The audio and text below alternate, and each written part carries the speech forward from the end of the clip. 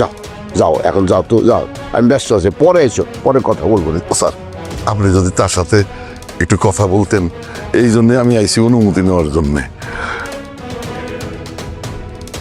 আমি তার সাথে কোনো কথাই বলবো না, তোমার বললাম তো, তুমি যাও তো, যাও। স্যার, এই জন্যই তো আমি গোপনে আপনার এই বিষয়টা জানাইতেছি।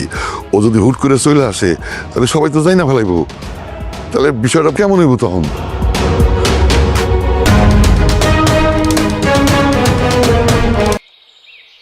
বলেন, কি বলবেন বলেন। আমি আমার ছেলের সাথে দেখা করতে এসেছি। আপনার ছেলে? আপনার ছেলে কে?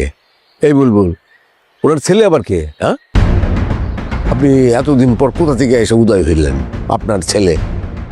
এতদিন তো কোনোদিন শুনি নাই যে খায়রুলের বাবা আছে। এত বছর পর আপনি কোথা থেকে এসে উদয় হয়ে বলছেন আপনার ছেলে?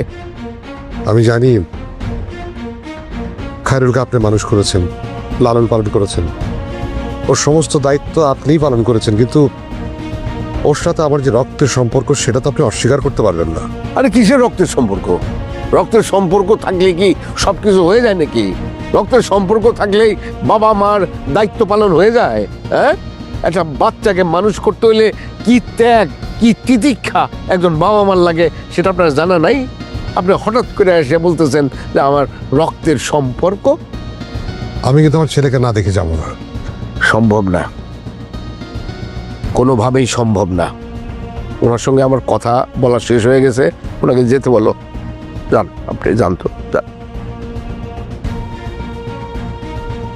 আরে ভাই, খায়রুলের মা অসুস্থ, তার জীবন মরণ সমস্যা। এখন এই রকম পরিস্থিতির মধ্যে এই আপনার এই জাতীয় খায়েশ আমার পক্ষে মেটানো সম্ভব না। ঠিক আছে, আপনি যান যান যান।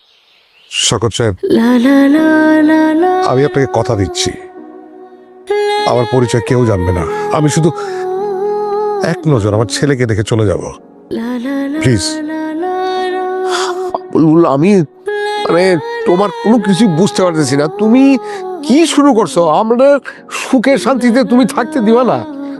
আরেক ঝামেলার মধ্যে আমাকে তুমি ফেলবাই। উপকার করলে সেটার প্রতিদান এইভাবে মানুষ দেয় মানুষকে?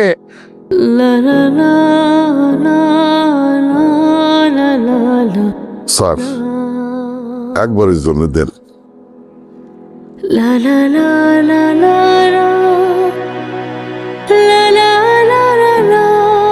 দীপা, আমারে একটু পর পর খাওয়াবে, ঘন ঘন খাওয়াবে, বেশি বেশি করে খেতে হবে।